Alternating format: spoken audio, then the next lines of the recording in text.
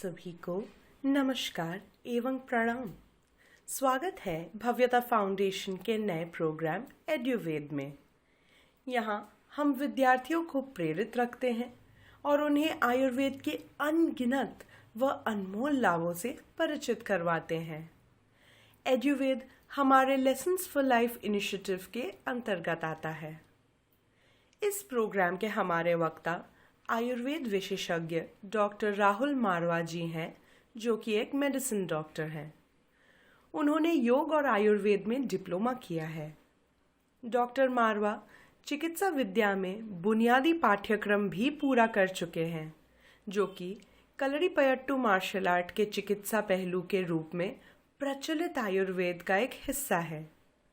अब तक लगभग 5000 रोगियों की जांच कर चुके हैं और उनका उपचार कर चुके हैं।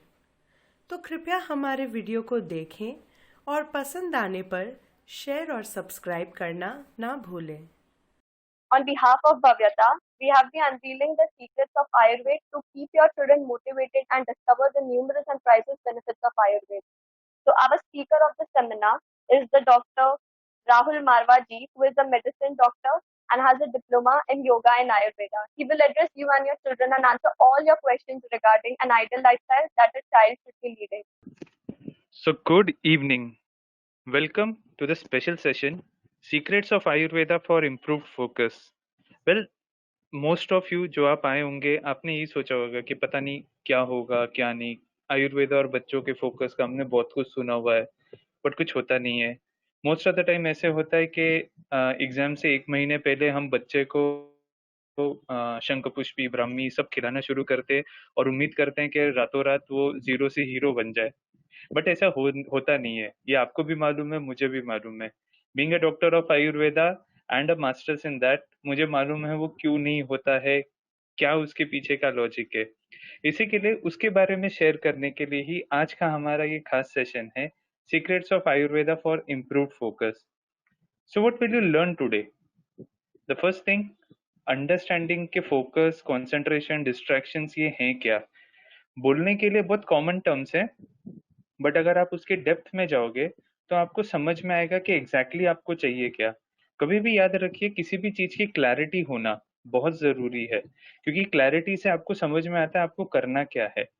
मोस्ट ऑफ द टाइम हमें लगता है फोकस, इसके बच्चे का फोकस नहीं, मेरे बच्चे का कंसंट्रेशन नहीं है, बट एक्चुअली क्या प्रॉब्लम है वो तो समझना जरूरी है कि फोकस का प्रॉब्लम है, कंसंट्रेशन का प्रॉब्लम है, मेमोरी का प्रॉब्लम है, रिकॉल वैल्यू का प्रॉब्लम है। उस एंगल से उसको डिफरेंशिएट करके हमें उसके ऊपर काम करना पड़ता है। और अगर ये प्रॉब्लम है तो वो क्यों आती है उसको भी थोड़ा समझना है। शॉर्ट में हम ये समझेंगे।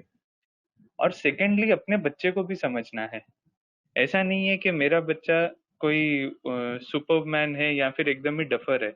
As a human being he is a child. हमें समझना है वो क्या है, उसके हिसाब से हमें हमारा प्रोटोकॉल या हमारा कैसा काम रहेगा वो हमें समझना है। नेक्स्ट इज, उसमें कुछ कमी है क्या, does he lack something, really does he lack something. Most of the time ऐसे कुछ नहीं होता, बच्चा टोटल नॉर्मल होता है, सिर्फ हमारा इंटरप्रिटेशन उस बच्चे के बारे में अलग होता है। इसके लिए उसको क्लेरिफाई करना कि व्हाट एग्जैक्टली इज ही, और उस हिसाब से कुछ कमी है क्या उसमें, ये हम समझेंगे। उसके बाद हम समझेंगे कि what is the biological clock of human beings according to Ayurveda. हमारा शरीर नेचर के साथ रिदम में है। अगर हम रिदम ठीक ना रखें या रिदम में कुछ भी गड़बड़ लाएं तो उसका साइड इफेक्ट बॉडी पे होता ही होता है। And therefore we need to understand this biological clock in order to get an idea how things will work. And then three foundation pillars of the body in accordance to Ayurveda and their practical importance. ये तीन pillar के बगैर, ये त्रिस्तंभ के बगैर कुछ चीज नहीं हिलती है, और इसमें से एक भी पिलर खराब हो गया तो सब कुछ कोलैप्स हो जाता है। And last, छोटी parenting tip, even though I'm not a parent right now, but still being a doctor, I know what is right for your child to help him grow his mindset and grow him as a child. So first, let's define what is focus. मैंने जानबूझ के यहाँ पे कुछ Sanskrit words लिखे हैं, क्योंकि संस्कृत एक ऐसी भाषा है जो आपके डेप्थ, आपके ब्रेन को जाके हिलाती है। ऐसे ही नहीं, आज जर्मनी, हंगरी या मैक्सिमम यूरोपियन कंट्रीज आज संस्कृत के पीछे दीवाने हैं। आप अगर गूगल करना चाहेंगे तो आप देख सकते हैं कि एक संस्कृत टीचर को जर्मनी में नॉट लेस देन 1 CR का पैकेज मिलता है। आप चाहिए तो देख लीजिएगा। बट वो क्यों है? क्योंकि उसके पीछे एक साइंस है। ऐसा माना जाता है कि आज जो कोडिंग की भाषा है, जो कंप्यूटर्स में कोडिंग करते हैं, कहीं ना कहीं वो कोडिंग करना, अगर आपका संस्कृत का बैकग्राउंड हो तो बहुत इजी बन जाता है, क्योंकि आपका ब्रेन उस हिसाब से प्रोसेस करता है। फॉल्स ट्रू नहीं पता, बट हाँ इतना पक्का है कि उसका इफेक्ट होता है। Therefore maximum Indians are very good in technology and computing, software development. हम मार्केटिंग और इसमें पुअर हैं। अमेरिका से बड़ा कोई अच्छा बिजनेसमैन या मार्केटियर नहीं है। And we are the ones के जो टेक्नोलॉजी डेवलपमेंट या रिसर्च या ओरिजिन करने में, किसी चीज को शुरुआत आरंभ करने में हम फोकस करते हैं, या हमारा स्पेशलिटी है। तो जब हम इस फोकस शब्द से, फोकस शब्द को अगर हम संस्कृत में समझना चाहें तो उसमें क्या आएगा कि केंद्रीकरण। जैसे आप ये फोटो में देख सकते हो, केंद्रीकरण, सेंट्रलाइजेशन या सेंटर ऑफ एक्टिविटी। और वही जब कंसंट्रेट करना है तो यानी मुझे सिर्फ यही दिखना चाहिए, मेरा यही काम है। स्थैर्यत्व, एकामति, समाधि, ये सब उसके हैं। इंग्लिश के हिसाब से फोकस यानी सेंटर ऑफ एक्टिविटी और इंटरेस्ट। आपका इंटरेस्ट, अगर समझे आपको आपके बच्चे को राजा बनाना है, तो वो आपका सेंटर ऑफ एक्टिविटी और इंटरेस्ट, वो आपका फोकस है। बट उसके आगे आती है कंसंट्रेशन या धारणा, और वो है एक्शन या power to focus all the attention on this. और इसी के लिए आयुर्वेदा और योग ये आपके काम में आते हैं, क्योंकि आयुर्वेद का मानना है कि चतुर्वेद पुरुषार्थ है। 4 टाइप की चीजें आपको लाइफ में अटेन करनी होती है। वो है क्या है, धर्म, अर्थ, काम और मोक्ष। तो धर्म यानी आपका अच्छा काम, जो आप जिस काम के लिए बने हैं वो काम करना आपका धर्म है, और उसे अच्छे से करना आपका धर्म है। बीइंग अ डॉक्टर, मेरा धर्म है मेरे पेशेंट को ठीक करना। सेकेंडली, अर्थ है उसमें से जो आपकी लाइवलीहुड जनरेट हो वो जनरेट करना। काम यानी नेक्स्ट जनरेशन या नेक्स्ट प्रोजेनी देना। और मोक्ष, अटेन, मतलब मुक्ति की ओर जाना। इसी के लिए उसको ही उसी के अलाइनमेंट में हमारे इसमें चतुर्वेद जो क्या बोलते हैं, वयप्रस्थ आश्रम, जो आश्रम कहे गए 4 आश्रम, वो उसी हिसाब से कहे गए कि लास्ट आश्रम में आप मोक्ष के लिए जाओ। प्रोसेस अभी से शुरू होती है, बट अचीव लास्ट में होता है जब आप ये 3 स्टेप्स पूरे करते हो। और ये सब करने के लिए जब आपका फोकस अच्छा रहता है, आपका डे टू डे एक हैबिट बनाने के लिए योगा की जरूरत है, बट आपकी हेल्थ, वेल्थ और हैप्पीनेस को मेंटेन करने के लिए आयुर्वेद की जरूरत है। इसके लिए ये दोनों हैंड इन हैंड जाते हैं। कभी ऐसा नहीं होता कि आप सिर्फ योगा प्रैक्टिस कर रहे हैं तो आप ठीक है या खुश हैं, या फिर आप ओनली आयुर्वेद प्रैक्टिस कर रहे हैं तो आप ठीक हैं, खुश है। दोनों साथ में जाने चाहिए। और उसी के लिए जब आप आपके बच्चे को भी समझाते हैं, आप समझने में लगते हैं कि आपके बच्चा क्या है क्या नहीं है, या उसका सेंटर ऑफ एक्टिविटी क्या है, या उस हिसाब से आप उसको कंसंट्रेशन करवाना चाहते हैं, उसके लिए भी आपको क्लियर रहना पड़ता है कि उसको क्या क्या करवाना चाहिए जिससे वो क्लैरिटी रहे। तो अगर ये फोकस और कंसंट्रेशन है तो डिस्ट्रैक्शन क्या है? डिस्ट्रैक्शन के जो ये 4th संस्कृत वर्ड है, कार्य द्वय आकुलम, यानी एक टाइम पे दो दो चीजें करने के लिए व्याकुल होता है। हम, हमारा human brain on a daily base, on a regular basis, भले हम मल्टीटास्क कर रहे हो, we can work only on one thing at a time. कितना भी आप कुछ कर लो, आप 2 चीजों पे काम नहीं कर सकते, because your mind is not made for it. आप जब एक सेक्शन कर रहे होगे तब आपका फोकस उधर ही चला जाता है। And rather it is said that multitasking is harmful, not only for yourself but also for your productivity. और ये करने के लिए जब आपका कंसंट्रेशन किसी चीज से आपका कंसंट्रेशन किसी चीज से प्रिवेंट होता है तो उसे हम डिस्ट्रैक्शन कहते हैं। तो आज की का तारीख में डिस्ट्रैक्शन क्या है? टेंटन है हमारा फोन, सारा सोशल मीडिया। ये बच्चे को छोड़ दीजिए, ये हम ही है। और ये सारे हमारे एसएमएस, व्हाट्सएप, ईमेल्स, सब कुछ। मतलब मैं भी कई बार ऐसे होता है काम के चक्करों में कि डिस्ट्रैक्ट बहुत हो जाते हैं। आज की ही बात है, इसकी प्रिपरेशन करते वक्त सुबह 8 बजे लेके बैठा, 11 बजे तक फ़ोन कॉल्स, पेशेंट के कॉल सब चल रहा था, कुछ नहीं काम अच्छे से हो रहा था। लास्ट में बोला चेक इट ऑल, फ़ोन को किया स्विच ऑफ, जो होगा देखा जाएगा, पेशेंट सब ठीक है ये सोच के काम पे लग गया एंड विद इन 1 आवर मेरा सब कुछ फाइनल हो गया था। मतलब मुझे जो प्रिपेयर करना था, जो मेरा नोट्स देने थे, सब कुछ क्लियर था। बट वो क्यों? क्योंकि मुझे उस डिस्ट्रैक्शन से दूर जाना था और हमारे लिए भी ये distractions day to day life में आती हैं। तो सोचिए आपके बच्चे के लिए वो कितना ज़्यादा हार्मफुल रहेंगी या कितना ज़्यादा उसे इरिटेट करेंगी। हमें तो भी पता है कि क्या अच्छा है, क्या बुरा है। उसको तो वो भी नहीं अभी से अच्छे से पता। तो इसके लिए ये डिस्ट्रैक्शंस को कई बार कंट्रोल करने से ही प्रॉब्लम सॉल्व हो जाती है। मैं सच कहता हूँ, कोई बहुत बड़ा रॉकेट साइंस नहीं लगता है, बट ये डिस्ट्रैक्शंस को कंट्रोल करना भी हमारे लिए बहुत ज़रूरी है और बच्चे को उसके बारे में समझाना ज़रूरी है। वेरी कॉमन थिंग है, जब हम बच्चे के साथ बात कर रहे होते हैं, being a parent, let it be of any age group, let it be a small 1 year child या 15 ईयर ओल्ड चाइल्ड। जब आप बच्चे से बात करते हैं, तब आप आपका फ़ोन, टीवी सब कुछ साइड में रख के बात करिए। आई टू आई कॉन्टैक्ट बनाइए, तब बच्चे को वो चीज़ की इम्पोर्टेंस चालू होगी। नहीं तो मोस्ट ऑफ द टाइम मैं देखता हूँ, माँ-बाप मोबाइल पे लगे होते हैं और बच्चे को चिल्लाते हैं, "ऐसे मत करो, वैसे मत करो।" बच्चा क्यों सुनेगा? क्योंकि आपका ही फ़ोकस नहीं है उससे इंटरैक्शन में। तो इसके लिए आप जब डिस्ट्रैक्टेड रहोगे तो बच्चा आपको ही कॉपी करता है। For any child their parents is the first role models. जैसे आप घर में बिहेव करोगे वैसा ही बच्चा बिहेव करता है, ये याद रखिएगा। अगर आप डिस्ट्रैक्टेड हैं आपका बच्चा भी डिस्ट्रैक्टेड रहेगा, आप फोकस्ड हैं आपका बच्चा भी फोकस्ड रहेगा, because he knows how to copy. In the initial years, before 10 years उसे कॉपी करना आसान लगता है। इसके लिए बच्चे को आप ऐसे कुछ ऐसे खेलने देते हैं तो बस वो उसके साथ अपने हाथ से क्रिएटिविटी से खेलता रहता है, वो नया कुछ जल्दी नहीं बनाना सीखता। और ये क्यों है, या हमें ये डिस्ट्रैक्शन और इसका इम्पोर्टेंस क्यों समझना है? क्योंकि आयुर्वेद के हिसाब से हर व्यक्ति यूनिक है। हर व्यक्ति की एक अलग प्रकृति, एक कॉन्स्टिट्यूशन है और उस हिसाब से ये हर बंदा यूनिक है। यानी ये तीनों लड़कियां ही हैं, बट तीनों की प्रकृति के हिसाब से इनका ये बॉडी आउटलाइन, इनकी मेंटल कैपेबिलिटीज, इनकी फंक्शनिंग कैपेबिलिटीज चेंज हो जाती हैं। और उसका एक बेस्ट एग्जांपल मैं आपको यहाँ पे दिखाऊंगा कि प्रकृति के हिसाब से, क्योंकि आज हम बच्चों की कंसंट्रेशन, फोकस और डिस्ट्रैक्शंस के ऊपर बात कर रहे हैं, तो बच्चों के प्रकृति के हिसाब से चेंजेस क्या हैं और ये समझना इसके लिए ज़रूरी है, क्योंकि आपका बच्चा क्या है, ये जब तक हमें समझ में नहीं आएगा, हमें ये प्रॉब्लम सॉल्व करनी नहीं जमेंगी। आपका बच्चा का फोकस का प्रॉब्लम है, तो अगर वो वात प्रकृति का है तो वो हमेशा पुअर ही रहेगा। पित्त प्रकृति का है तो वो शॉर्ट ड्यूरेशन का ही रहेगा। कफ का रहेगा तो लॉन्गर ड्यूरेशन का।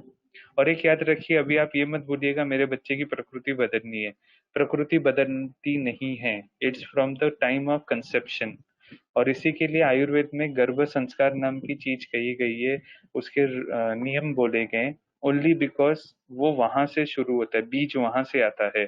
और इवन ड्यूरिंग प्रेगनेंसी माँ क्या करती है, क्या खाती पीती है, क्या देखती है, क्या सुनती है, सबका इफेक्ट होता है। तो आप अभी बच्चे की सडनली बोलो कि अभी मैं उसको बच्चे को वात से कफ की प्रकृति बनाता हूँ, नॉट एट ऑल पॉसिबल। और करिएगा भी मत, पागलपन, परेशान हो जाओगे और लूट लिए जाओगे।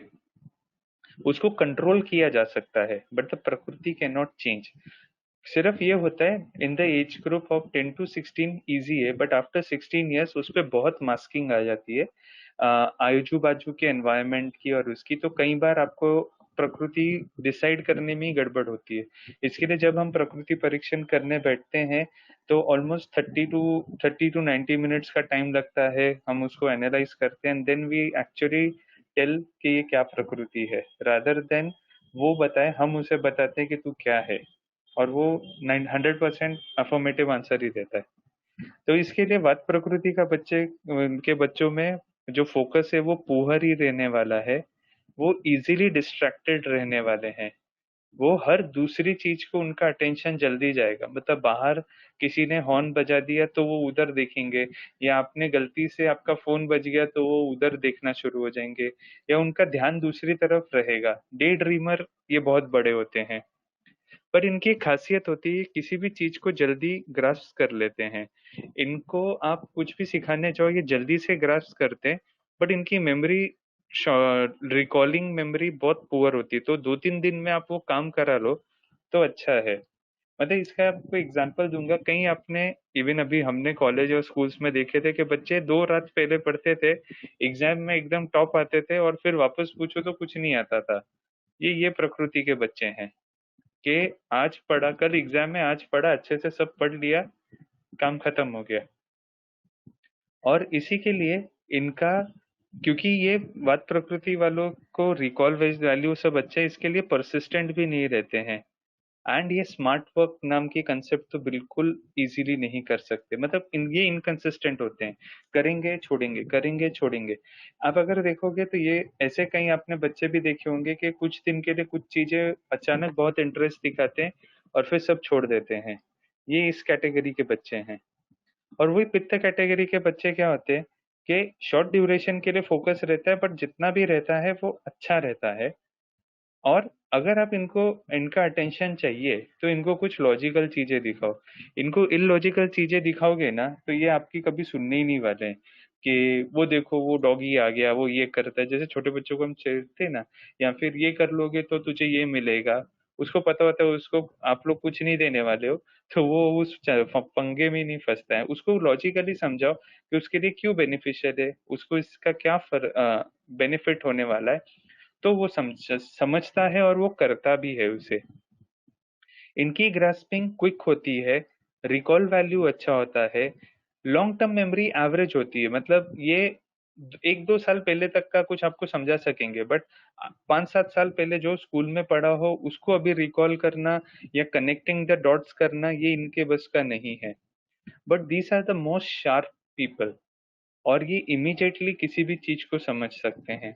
इनकी मेमोरी बहुत शार्प रहती है।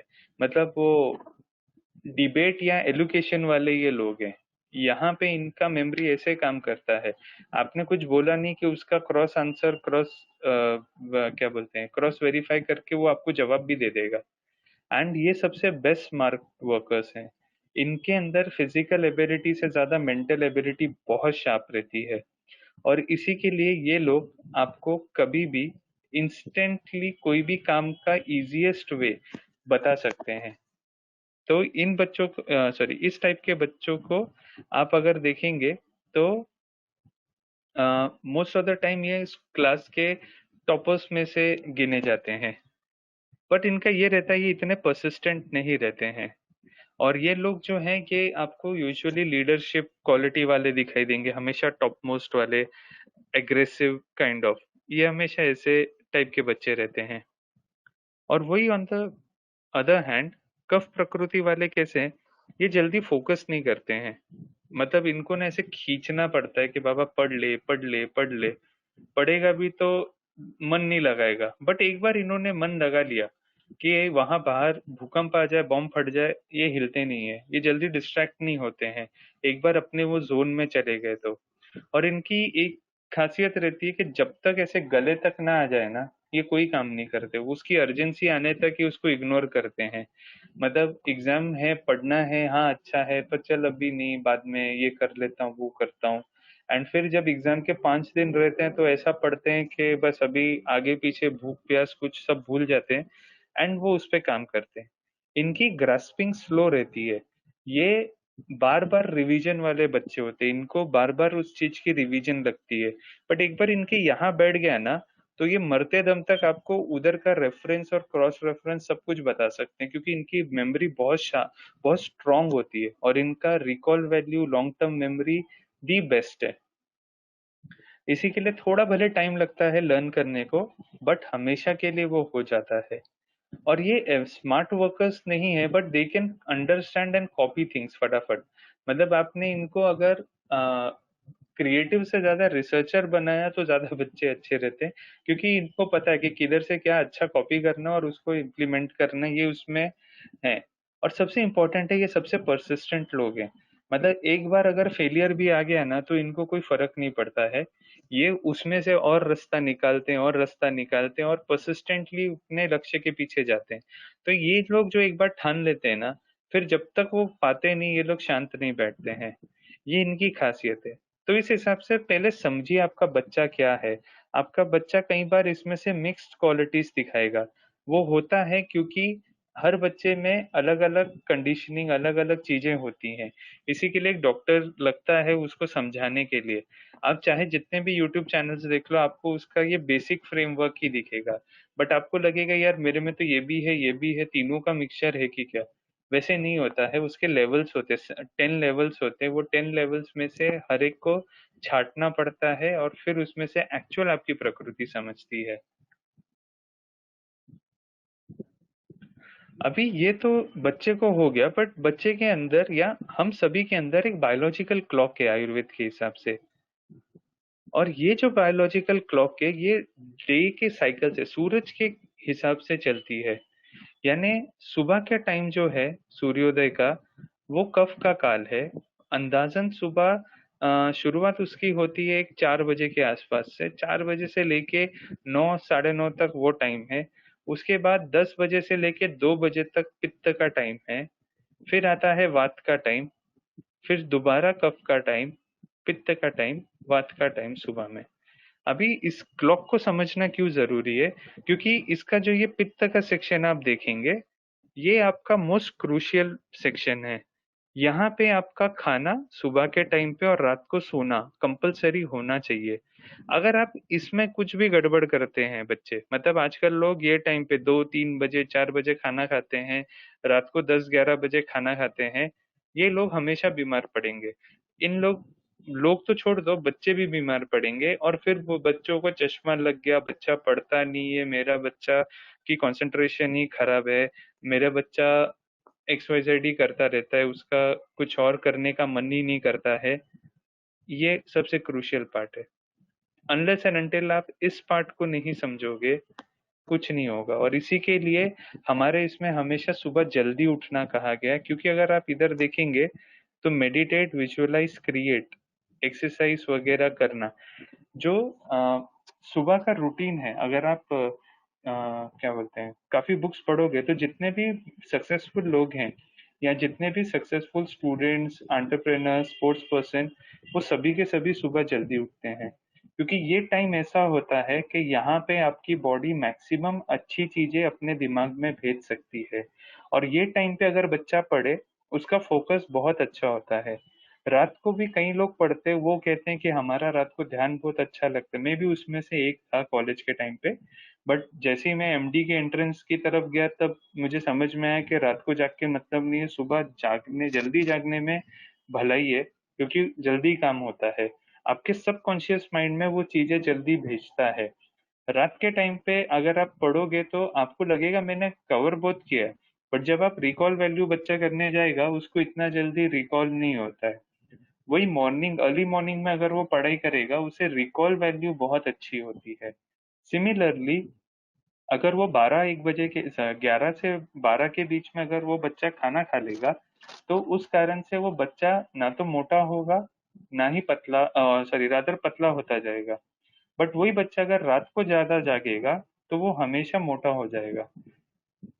और ये क्यों होता है, क्योंकि आयुर्वेद के 3 पिलर या उपस्तंभ कहे गए हैं, आहार, निद्रा, ब्रह्मचर्य। इसमें का ब्रह्मचर्य आज के इसमें का पॉइंट नहीं है, बट हम दो चीजें सॉरी उसको रिप्लेस करते हुए हम एक्सरसाइज ऐसे इसको व्यायाम को तीसरा एक पिलर मानेंगे। तो ये पिलर की जरूरत क्यों है, अब आप ये सामने की फोटो देख सकते हैं। ये ट्राइपॉड के ऊपर रखा हुआ कैमरा अगर रखा जाए तो आपको पूरी क्लियर पिक्चर मिलती है विथ फोकस विथ कंसंट्रेशन। आप देख सकते हो उसका चेंज। बट वही आपका ट्राइपॉड या स्टेबिलिटी नहीं है, आपकी पिक्चर खराब हो गई है। सिमिलरली आपके बच्चे का पढ़ाई करने का या फोकस करने का जो चीज है अगर वो अच्छे से होती है तो वो ये 3 पिलर के ऊपर ही डिपेंडेंट है। और उसमें का सबसे बड़ा पिलर है आपका डाइट। आयुर्वेद का एक कहना है कि when your diet is wrong the medicine is of no use, and when your diet is correct there is no need of medicine. आज हम सभी के सभी बच्चों को सप्लीमेंट्स खिलाओ, ये करो वो करो, बट हम ये भूल जाते हैं कि बच्चों का खाना तो सही जा रहा है क्या। अब इसमें भी प्रॉब्लम ऐसा है कि बहुत लोगों का रहेगा, अरे ये विटामिन, ये न्यूट्रिशन, ऐसा वैसा। आप सोचिए, हमारे से ज्यादा हमारे दादा, मतलब मेरे से ज्यादा तो मैं ऐसे ही बोलूंगा, मेरे दादा दादी या वो लोगों की स्ट्रेंथ, फोकस, एबिलिटीज, मेंटल, क्या बोलते हैं, मेंटल डिसिप्लिन, वो बहुत अच्छे थे। हमारे तो उनके सामने कुछ भी नहीं है। बट वो क्यों थे? क्योंकि वो खाना सही खाते थे। अब सही खाना खाने का मतलब पनीर खाना चाहिए या नॉनवेज खाना चाहिए, वो नहीं है। उसमें 8 चीजें इंपॉर्टेंट हैं, और उनमें से 3 जो मोस्ट क्रूशियल है। सबसे पहली है, वो है हमेशा गर्म खाना खाना है। बच्चा हो, बूढ़ा हो, कोई भी हो, ठंडा खाना कभी नहीं खाना है। मैं अभी बना के रख देती हूँ, बाद में बच्चा खाएगा, ऐसा नहीं। जब भी है, बच्चे को उस वक्त बैठाओ, उसको बोलो, उसका शेड्यूल उस हिसाब से सेट हो, ताकि वो 12 बजे के आसपास उसका लंच और शाम को 7 बजे तक उसका डिनर हो जाना चाहिए, और खाना गर्म खाना है। सेकेंडली, रात का बचा हुआ बासा खाना वापस रीहीट करके खाया, मतलब रात का बच्चा सुबह रीहीट करके खाया, ऐसे नहीं होना चाहिए। वो भी आपके बच्चे की डाइजेशन को, इम्यूनिटी और उसकी कंसंट्रेशन या मेंटल एबिलिटीज को अफेक्ट करता है। एंड थर्डली, सीजन के हिसाब से सब कुछ खाना चाहिए। 12 महीने बनाना केला मिलता है तो मैं केला 12 महीने खाऊंगी। हम लोग जैन हैं तो हम लोग बाकी कुछ नहीं खाते, इसके लिए हम लोग केला खाएंगे। ये पागलपन है। केले खाने का सीजन होता है मई और जून का, अभी है, अभी खा लीजिए। उसके बाद नहीं खाना रहता है, क्योंकि आप बाद में खाओगे, आप ही सर्दी खांसी से बीमार होते हो।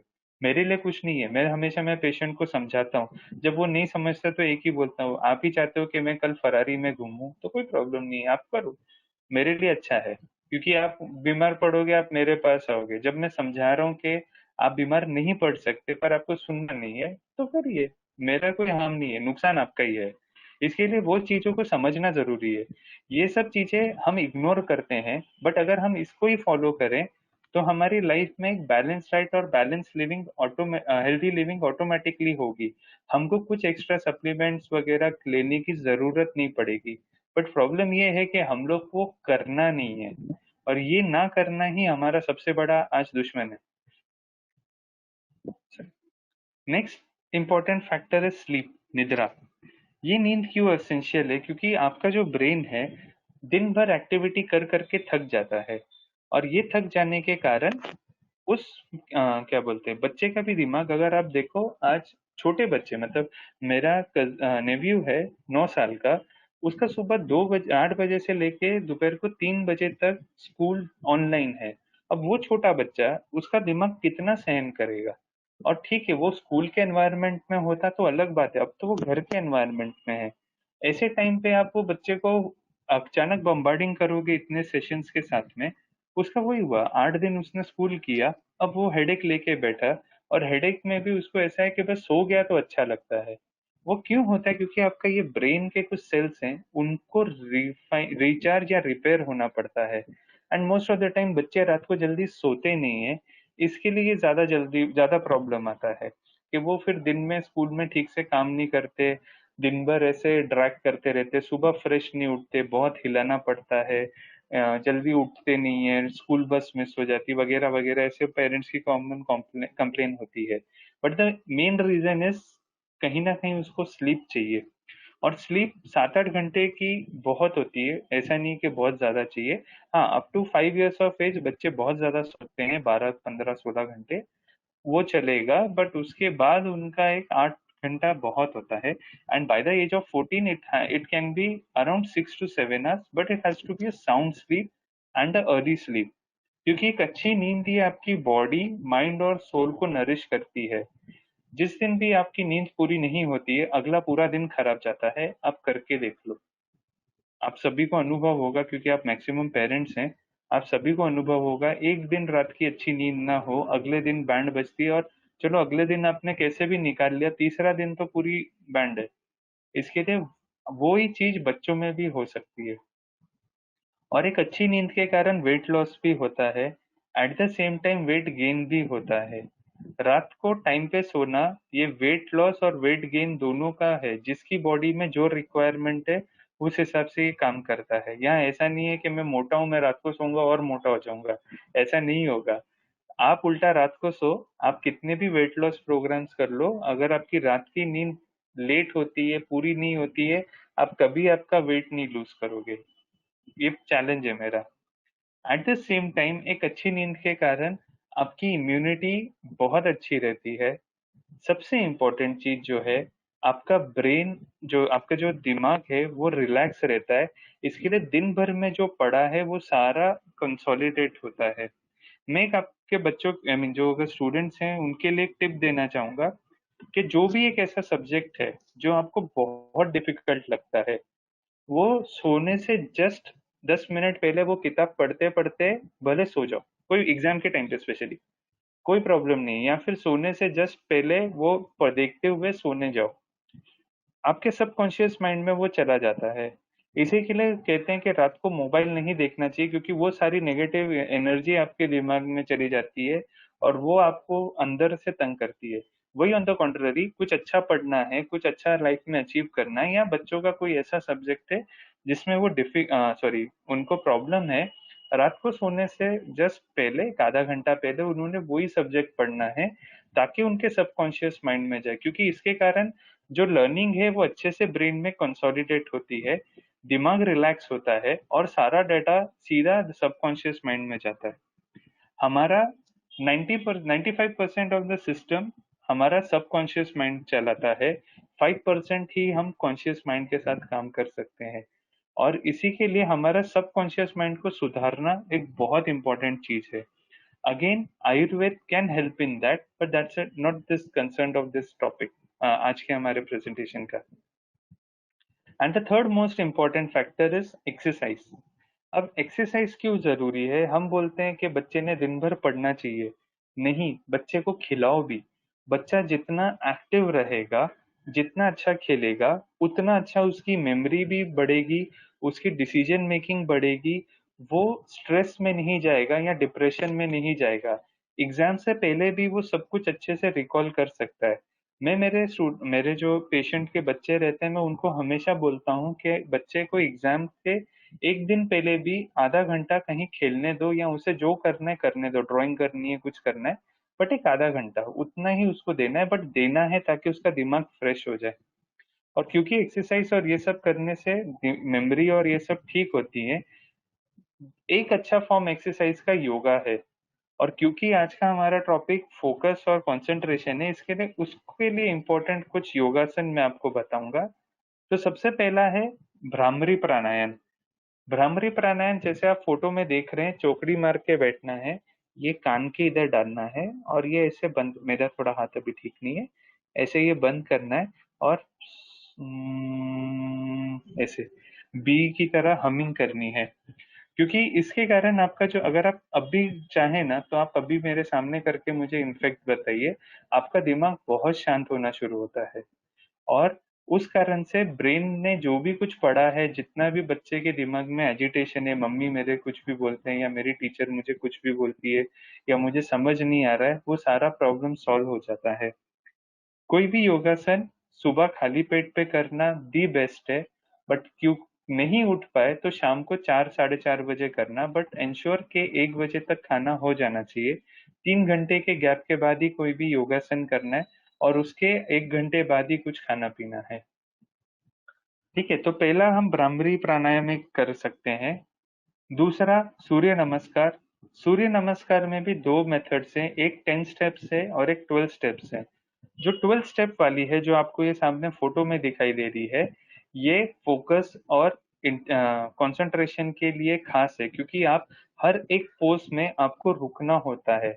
जो 10 स्टेप वाली है that is for weight loss या एज अ एक्सरसाइज, बट जो 12 स्टेप वाली सूर्य नमस्कार है, वो आपकी बॉडी के पोस्चर को स्टेबिलिटी प्लस माइंड स्टेबिलिटी देता है, क्योंकि आपको उस पोस्चर में 10 सेकंड रुकना होता है, और वहां पे आपकी बॉडी का पर आपका पूरा फोकस जाता है। इसके लिए वो एक्सरसाइज करनी जरूरी है, ये 12 स्टेप वाला सूर्य नमस्कार। मैं एक चीज कहूंगा कि कोई भी योगासन किसी अच्छे ट्रेनर के अंडर ही सीखें, खुद से यूट्यूब देख के ना करें।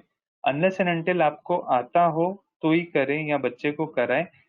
इसमें रिदम, ब्रीदिंग रिदम का बहुत इंपॉर्टेंस होता है, गलती नहीं करनी है। ठीक है, तो कभी भी किसी अच्छे टीचर से सीखिए। गुरु की या टीचर की जरूरत उसी के लिए होती है कि वो आपको सही गाइड कर सके। इसके लिए चूज अ प्रॉपर टीचर, अच्छे से करो ताकि उसका मैक्सिमम बेनिफिट हो। The third one is vajrasana. खाना खाने के बाद वज्रासन में बैठना चाहिए। स्टमक डिसऑर्डर्स, बैक एक, ये सब में तो करता ही है, बट सबसे इम्पोर्टेंट ये खाने के बाद जो सारा ब्लड, ये क्या बोलते हैं, ब्रेन छोड़ के गट में आ जाता है डाइजेशन करने के लिए, उसको ये बैलेंस करने में मदद करता है ताकि ब्रेन के अंदर स्लीप मतलब नींद ना आए। यूजुअली क्या होता है, दोपहर को खाने के बाद में नींद आती है, उसको ओवरकम करने के लिए आपको इसकी जरूरत है, वज्रासन करने की। उसी के बाद एक और है वीरासन करके, सिमिलर टू वज्रासन, सिर्फ इसमें जो हम ये पैर बटक्स के नीचे रखते हैं, वो पैर आपके बाहर आ जाते हैं। वो भी वज्रासन के बाद वीरासन करना जरूरी है। और सबसे इम्पोर्टेंट है तो वो है त्राटक। किसी भी ऑब्जेक्ट से 1 मीटर की डिस्टेंस पे आप फोकस बनाइए, एक कैंडल ले लीजिए, बच्चे की ऐसे आईज के लेवल पे उसे सीधा बिठाइए, उसकी आंखों के लेवल पे वो रखिए और उसे उस पर कॉन्सेंट्रेट करने बोलिए, उसकी लाइट के ऊपर। और ये त्राटक करने से ऐसा माना जाता है कि बच्चे का जो इंटरनल कैपेबिलिटीज हैं वो काफी अच्छी सुधरने लगती हैं, उसका ब्रेन शांत होके एक चीज पे बराबर फोकस करता है एंड अच्छे रिजल्ट्स दिखाई देते हैं। अभी ये तो हुआ, चलो बच्चों ने ये सब करना है, बट कुछ ऐसे अभी आपके बच्चे भी हो सकते हैं जिसका अभी इमीडिएट एग्जाम है, 1 महीने में 10 दिन में एग्जाम है, तो उसका हम क्या करें? तो उसके वक्त एक चीज याद रखो कि उसकी जो रूटीन है सडनली हिलाइए मत। किसी भी रूटीन को सेट होने में कम से कम 21 दिन और मैक्सिमम 66 डेज लगते हैं। इसके लिए उसमें कोई भी मतलब इस रूटीन का हैबिट बनने में उतना टाइम जाता है। इसके लिए अभी उसे डिस्टर्ब मत करिए। सिर्फ एक चेंज लेके आइए कि डाइट में चेंज लेके आइए, खाने के टाइमिंग्स वगैरह में, और उसे 10 मिनट योगा करने के लिए बोलिए। इतना बेसिक करना है, क्योंकि अगर वो कर सके तो उसके लिए ये अच्छा होगा। अगर वो रात को क्या इसका नाम है, रात को पढ़ाई करता है, जाग के पढ़ाई करता है, तो उसे सिर्फ एक करना है कि उसका रात को कुछ खाना ना हो, मंचिंग ना हो। ज्यादा से ज्यादा 1 कप दूध रात को कॉफी वगैरह ले ले, और अगर कुछ सॉलिड खाने की इच्छा हो तो वो सेव ममरा या फिर हम लोग उसे राजगिरे की चिक्की बोलते हैं, ऐसा कुछ उसे खाने के लिए दीजिए जिससे उसका ये रात को वो जो जाग रहा है उसका उसे तकलीफ ना हो। उसके बाद में अगर वो रात को जाग रहा है और सुबह सोने से पहले उसे हैवी ब्रेकफास्ट नहीं करना है, उसको सुबह 6-7 बजे के आसपास उसे कहिए कि थोड़ा योगासन करे, उसके आधे घंटे बाद दूध पिए और सो जाए। ये करने से उसकी हेल्थ वगैरह काफी अच्छी रहेगी, प्रॉब्लम नहीं आती है बच्चे को, स्टूडेंट्स को।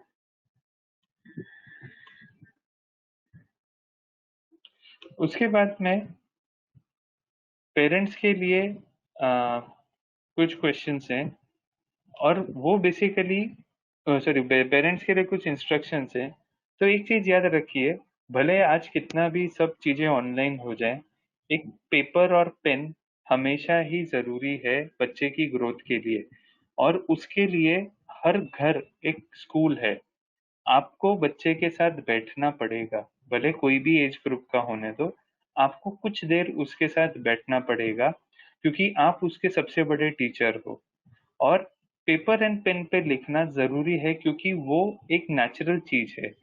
हम ह्यूमन बींग्स इजीली नेचुरल चीजों को कनेक्ट होते हैं, और वहां पे ये कनेक्शन के कारण हम कितना भी चाहें, हम ऑनलाइन कंप्यूटर पे काम करें, हमारा मेंटल ग्रोथ ठीक से नहीं होता है, क्योंकि ये हाथ में ये स्पर्श से की पेन पकड़ा हुआ या पेंसिल पकड़ी हुई आपके दिमाग में वो लिखती है।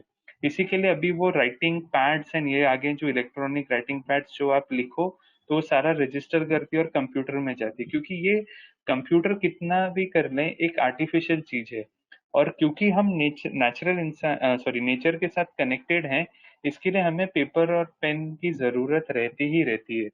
और एक बार लिखा हुआ, हमेशा ऐसे कहा जाता है कि 100 बार सुना हुआ इज इक्वल टू एक बार लिखा हुआ, और एक बार लिखा हुआ इज इक्वल टू 1000 बार याद किया हुआ।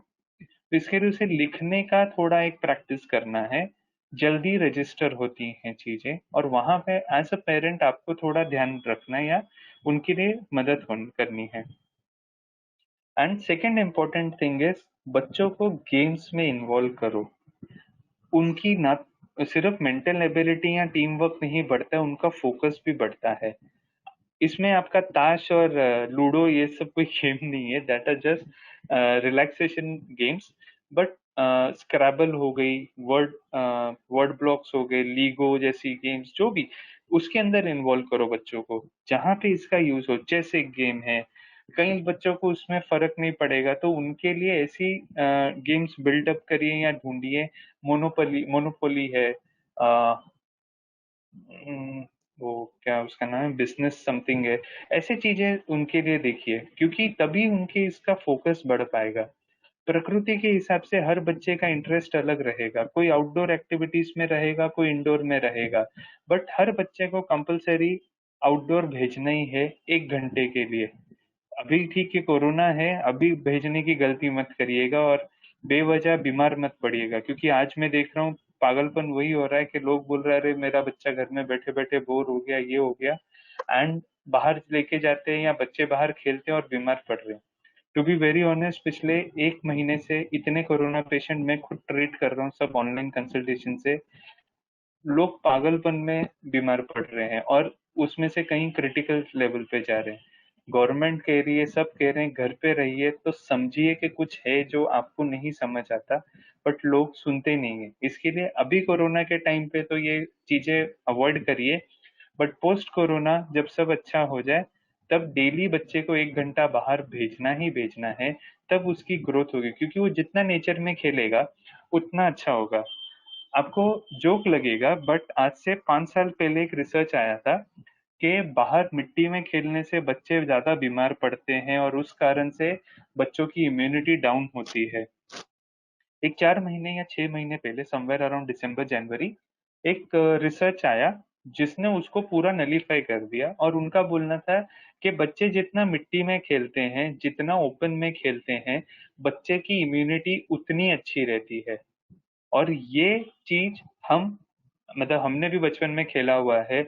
आज के बच्चे कोई ज्यादा नीचे खेलता नहीं है, इसी के लिए बच्चे बार बार बीमार पड़ते हैं या बच्चों की इम्यूनिटी खराब होती है, ओनली बिकॉज हम उन्हें खुले में नहीं छोड़ते। अरे इसकी मट्टी लग गई, ये खा गया तो कुछ नहीं होता है, एवरीथिंग इज फाइन। ये है ना, आपको ओपन रखना पड़ता है एज अ पेरेंट। बच्चे को खेलने दीजिए, लेट हिम लर्न, गिरेगा, गिरने दो, सीखेगा। आप उसको कब तक पकड़ के रखोगे? और जिस दिन आप पकड़ के रखते हो और वो हमेशा के लिए छोड़ के चला जाता है, आपको ही सबसे ज्यादा डिप्रेशन आती है। इसके लिए पकड़ के मत रखिए, nurture him, don't control him. और क्योंकि हमारा मेन एम है उसको डिफरेंटली सोचना, we don't want him to do hard work, we want him to do smart work. और स्मार्ट वर्क करवाने के लिए बहुत चीजों की रिक्वायरमेंट है। This is just a small aspect जो मैंने आज आपको दिखाया। बट अगर आपको बच्चे से स्मार्ट वर्क कराना है, जैसे ही इसमें हमने थर्स्टी क्रो की स्टोरी सभी ने सुनी हुई है, बट अगर आज थर्स्टी क्रो होता, वो होशियार होता कि अपना एक स्ट्रॉ ले लेता बड़ा कहीं से ढूंढ के और पानी पी लेता। ऐसे स्मार्ट वर्क करना है, only because smart working is a different mindset. ये एक अलग दिमाग का खेल है, और न्यू माइंडसेट बच्चों में इनकलकेट करना ये बहुत जरूरी है, क्योंकि अगर आप एक अच्छा माइंडसेट इनकलकेट करोगे बच्चों में, तो बच्चे को अच्छे एकेडमिक रिजल्ट्स भी मिलेंगे, बच्चा हंसते खेलते सब करेगा। और इसी के लिए हमें अगर लगता है कि स्मार्ट वर्क यानी आलसी बनना या कम काम करना, ये नहीं है। It is actually means smartly designed hard work. कब क्या कैसे कहाँ पे कब करना है, उसका जो एक हमारे स्ट्रीमलाइनिंग है, उसे स्मार्ट वर्क कहते हैं। और ये सब समझाने के लिए, कराने के लिए हम एक कोर्स रन करते हैं जिसका नाम है स्कोर मोर विद आयुर्वेदा। हम आयुर्वेदिक के प्रिंसिपल से सब एनालाइज करके, सब कुछ करके, उस बच्चे में वो सब चीजें कैसे लेके जानी है, क्या करनी है, हम उस पर गाइडेंस करेंगे।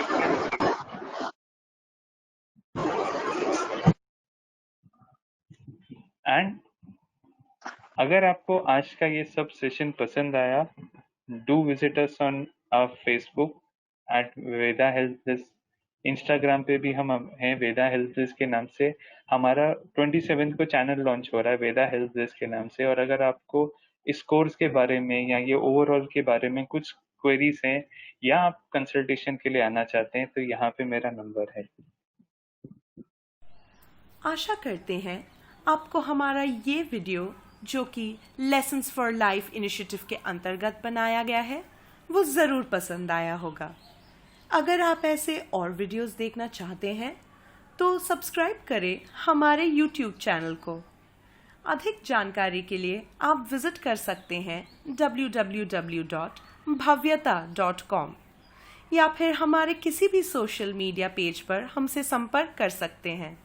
पेजेस के लिंक्स नीचे डिस्क्रिप्शन में दिए हैं।